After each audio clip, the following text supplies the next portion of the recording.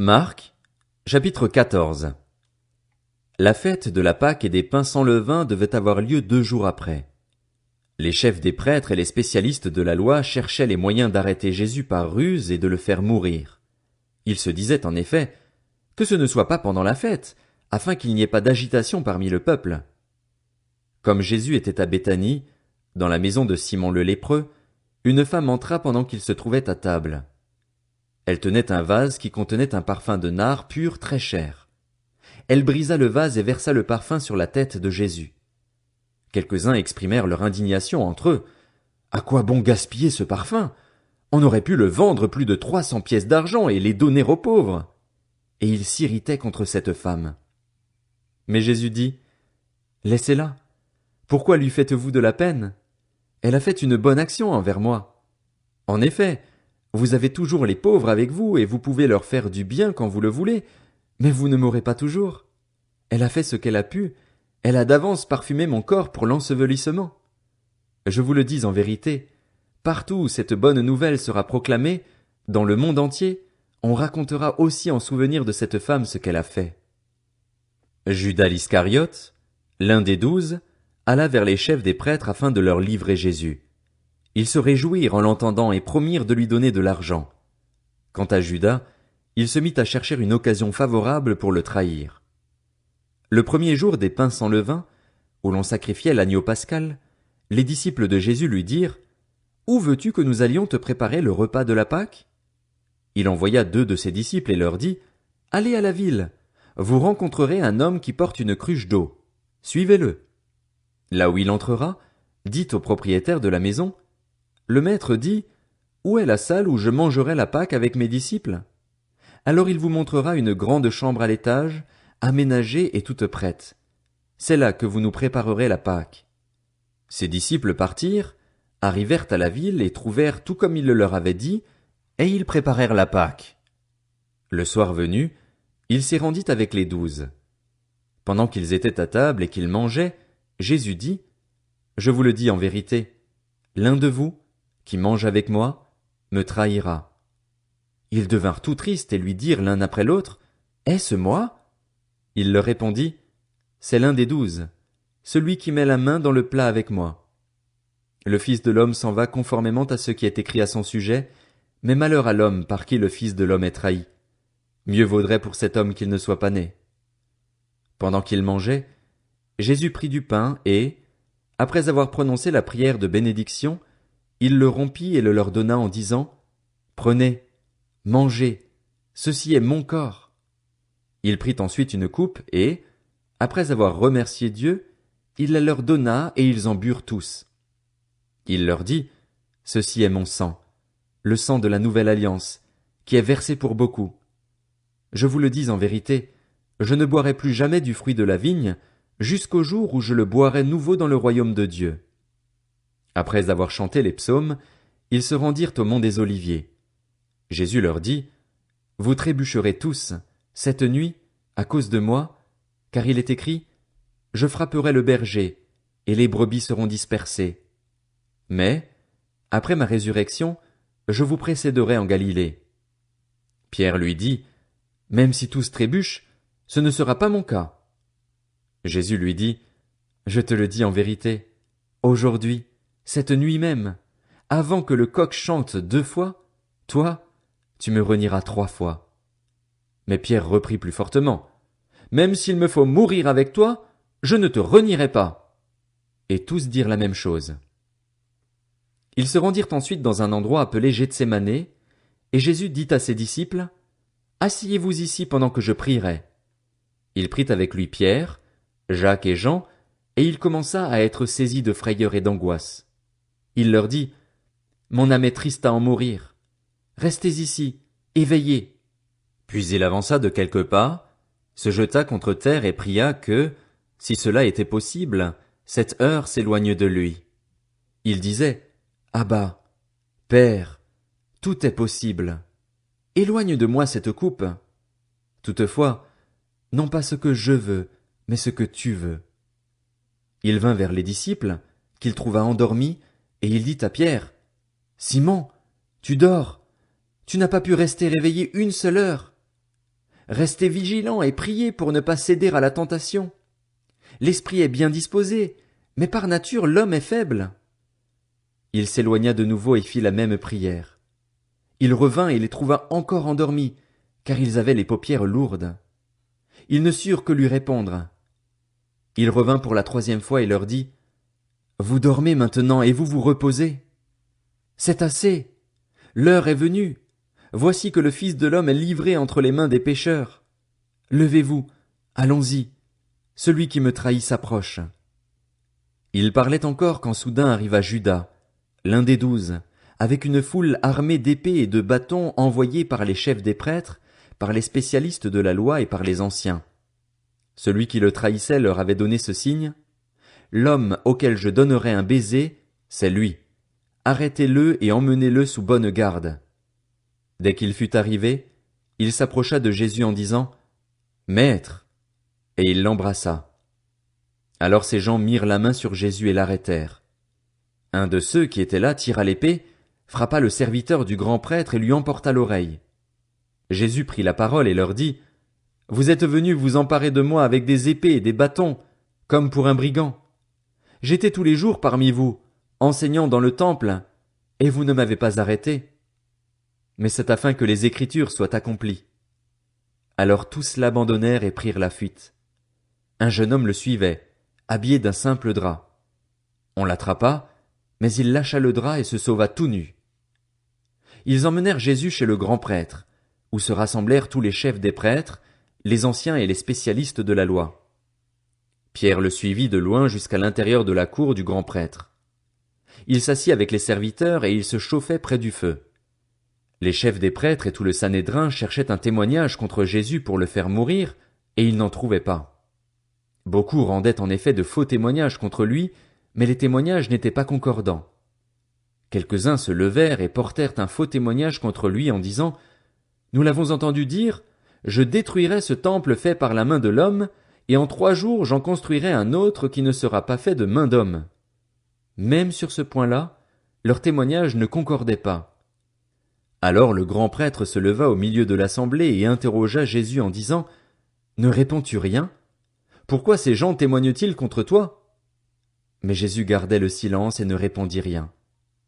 Le grand prêtre l'interrogea de nouveau et lui dit « Es-tu le Messie, le Fils du Dieu béni ?» Jésus répondit « Je le suis, et vous verrez le Fils de l'homme assis à la droite du Tout-Puissant et venant sur les nuées du ciel. » Alors le grand prêtre déchira ses vêtements et dit « Qu'avons-nous encore besoin de témoins? Vous avez entendu le blasphème. Qu'en pensez-vous » Tous le condamnèrent, déclarant qu'il méritait la mort. Quelques-uns se mirent à cracher sur lui, à lui mettre un voile sur le visage et à le frapper à coups de poing en lui disant « Devine !» Même les serviteurs le frappaient en lui donnant des gifles. Pendant que Pierre était en bas dans la cour, une des servantes du grand prêtre arriva. Elle vit Pierre qui se chauffait, le regarda et lui dit « Toi aussi, tu étais avec Jésus de Nazareth. » Il le nia en disant « Je ne sais ni ne comprends ce que tu veux dire. » Puis il sortit pour aller dans le vestibule. Alors un coq chanta. La servante le vit et se mit à dire de nouveau à ceux qui étaient présents « Il fait partie de ces gens-là. » Il le nia de nouveau. Peu après, ceux qui étaient présents dirent encore à Pierre « Certainement, tu fais partie de ces gens-là, car tu es galiléen, tu as le même langage. » Alors il se mit à jurer en lançant des malédictions. « Je ne connais pas cet homme dont vous parlez. » Aussitôt, pour la 2e fois, un coq chanta. Pierre se souvint alors de ce que Jésus lui avait dit. « Avant que le coq chante 2 fois, tu me renieras 3 fois. » Et en y réfléchissant, il pleurait. Marc, chapitre 15. Dès le matin, les chefs des prêtres tinrent conseil avec les anciens, les spécialistes de la loi et tout le Sanhédrin. Après avoir attaché Jésus, ils l'emmenèrent et le livrèrent à Pilate. Pilate l'interrogea. « Es-tu le roi des Juifs ?» Jésus lui répondit. « Tu le dis. » Les chefs des prêtres portaient contre lui beaucoup d'accusations. Pilate l'interrogea de nouveau. « Ne réponds-tu rien? Vois tous les témoignages qu'il porte contre toi. » Mais Jésus ne répondit plus rien, ce qui étonna Pilate. À chaque fête, il relâchait un prisonnier, celui que le peuple réclamait. Il y avait en prison le dénommé Barabbas avec ses complices, pour un meurtre qu'ils avaient commis lors d'une émeute. La foule se mit à demander à grands cris ce qu'il avait l'habitude de leur accorder. Pilate leur répondit, « Voulez-vous que je vous relâche le roi des Juifs ?» En effet, il savait que c'était par jalousie que les chefs des prêtres avaient fait arrêter Jésus. Cependant, les chefs des prêtres excitèrent la foule afin que Pilate leur relâche plutôt Barabbas. Pilate reprit la parole et leur dit, « Que voulez-vous donc que je fasse de celui que vous appelez le roi des Juifs ?» Ils crièrent de nouveau, « Crucifie-le !» « Quel mal a-t-il fait ?» leur dit Pilate. Ils crièrent encore plus fort, « Crucifie-le !»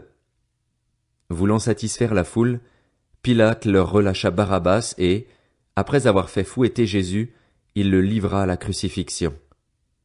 Les soldats conduisirent Jésus à l'intérieur de la cour, c'est-à-dire dans le prétoire, et ils rassemblèrent toute la troupe. Ils lui mirent un habit pourpre et posèrent sur sa tête une couronne d'épines qu'ils avaient tressée. Puis ils se mirent à le saluer. « Salut, roi des Juifs !» Ils lui frappaient la tête avec un roseau, crachaient sur lui et se mettaient à genoux pour se prosterner devant lui. Après s'être ainsi moqués de lui, ils lui enlevèrent l'habit pourpre, lui remirent ses vêtements et l'emmenèrent pour le crucifier. Ils forcèrent un passant qui revenait des champs à porter la croix de Jésus. C'était Simon de Cyrène, le père d'Alexandre et de Rufus. Ils conduisirent Jésus à l'endroit appelé Golgotha, ce qui signifie lieu du crâne. Ils lui donnèrent à boire du vin mêlé de myrrhe, mais il ne le prit pas. Ils le crucifièrent, puis ils se partagèrent ses vêtements en tirant au sort pour savoir ce que chacun aurait. C'était 9 heures du matin quand ils le crucifièrent. L'inscription indiquant le motif de sa condamnation portait ces mots, « Le roi des Juifs ». Ils crucifièrent avec lui 2 brigands, l'un à sa droite et l'autre à sa gauche. Ainsi fut accompli ce que dit l'Écriture, il a été compté parmi les criminels. Les passants l'insultaient et secouaient la tête en disant, « Hé, toi qui détruis le temple et qui le reconstruis en 3 jours, sauve-toi toi-même, descends de la croix. » Les chefs des prêtres, avec les spécialistes de la loi, se moquaient aussi entre eux et disaient, « Il en a sauvé d'autres et il ne peut pas se sauver lui-même. » Que le Messie, le roi d'Israël, descende maintenant de la croix, afin que nous voyions et que nous croyions. Ceux qui étaient crucifiés avec lui l'insultaient aussi. À midi, il y eut des ténèbres sur tout le pays, jusqu'à 3 heures de l'après-midi. Et à 3 heures de l'après-midi, Jésus s'écria d'une voix forte, « Éloi, Éloi, lama sabachthani » ce qui signifie, « Mon Dieu, pourquoi m'as-tu abandonné ?» Quelques-uns de ceux qui étaient là, après l'avoir entendu, disaient, « Voici qu'il appelle Élie. » Et l'un d'eux courut remplir une éponge de vinaigre, il la fixa à un roseau et lui donna à boire en disant, « Laissez donc, voyons si Élie viendra le descendre de là. » Cependant, Jésus poussa un grand cri et expira. Le voile du temple se déchira en 2, depuis le haut jusqu'en bas. Quand l'officier romain qui se tenait en face de Jésus entendit son cri et le vit expirer de cette manière, il dit, « Cet homme était vraiment le Fils de Dieu. » Il y avait aussi des femmes qui regardaient de loin. Parmi elles était Marie de Magdala, Marie, mère de Jacques le jeune et de Josès, ainsi que Salomé, qui le suivait et le servait lorsqu'il était en Galilée, et beaucoup d'autres femmes qui étaient aussi montées avec lui à Jérusalem. Le soir venu, comme c'était le jour de la préparation, c'est-à-dire la veille du sabbat, Joseph d'Arimathée arriva. C'était un membre éminent du conseil qui attendait lui aussi le royaume de Dieu. Il osa se rendre vers Pilate pour demander le corps de Jésus. Pilate s'étonna qu'il soit déjà mort. Il fit venir l'officier et lui demanda si Jésus était mort depuis longtemps. Une fois renseigné par l'officier, il fit remettre le corps à Joseph. Joseph acheta un drap de lin, descendit Jésus de la croix, l'enveloppa dans le drap de lin et le déposa dans un tombeau taillé dans la roche. Puis il roula une pierre à l'entrée du tombeau. Marie de Magdala et Marie la mère de Josès regardaient où l'on déposait Jésus. Marc, chapitre 16. Lorsque le sabbat fut passé, Marie de Magdala, Marie la mère de Jacques et Salomé achetèrent des aromates afin d'aller embaumer Jésus. Le dimanche, elles se rendirent au tombeau de grand matin, au lever du soleil. Elles se disaient entre elles, « Qui nous roulera la pierre qui ferme l'entrée du tombeau ?» Mais quand elles levèrent les yeux, elles s'aperçurent que la pierre, qui était très grande, avait été roulée. Elles pénétrèrent dans le tombeau, virent un jeune homme assis à droite, habillé d'une robe blanche, et elles furent épouvantées. Il leur dit, « N'ayez pas peur. Vous cherchez Jésus de Nazareth, celui qui a été crucifié. Il est ressuscité, il n'est pas ici. Voici l'endroit où on l'avait déposé. Mais allez dire à ses disciples et à Pierre qu'il vous précède en Galilée. C'est là que vous le verrez, comme il vous l'a dit. » Elles sortirent du tombeau et s'enfuirent, toutes tremblantes et bouleversées, et elles ne dirent rien à personne car elles étaient effrayées. Ressuscité le dimanche matin, Jésus apparut d'abord à Marie de Magdala, dont il avait chassé 7 démons. Elle partit l'annoncer à ceux qui avaient été avec lui et qui étaient tristes et pleuraient, mais quand ils entendirent qu'il était vivant et qu'elle l'avait vu, ils ne la crurent pas. Après cela, il apparut sous une autre forme à 2 d'entre eux qui se rendaient à la campagne. Eux aussi revinrent l'annoncer aux autres, qui ne les crurent pas non plus. Enfin, il apparut aux 11 pendant qu'ils étaient à table, et il leur reprocha leur incrédulité et la dureté de leur cœur, parce qu'ils n'avaient pas cru ceux qui l'avaient vu ressusciter. Puis il leur dit, « Allez dans le monde entier proclamer la bonne nouvelle à toute la création. Celui qui croira et qui sera baptisé sera sauvé, mais celui qui ne croira pas sera condamné. Voici les signes qui accompagneront ceux qui auront cru. En mon nom, ils pourront chasser des démons, parler de nouvelles langues, attraper des serpents, et s'ils boivent un breuvage mortel, celui-ci ne leur fera aucun mal. Ils poseront les mains sur les malades et ceux-ci seront guéris. » Après leur avoir parlé, le Seigneur fut enlevé au ciel, et il s'assit à la droite de Dieu. Quant à eux, ils s'en allèrent prêcher partout. Le Seigneur travaillait avec eux et confirmait la parole par les signes qui l'accompagnaient.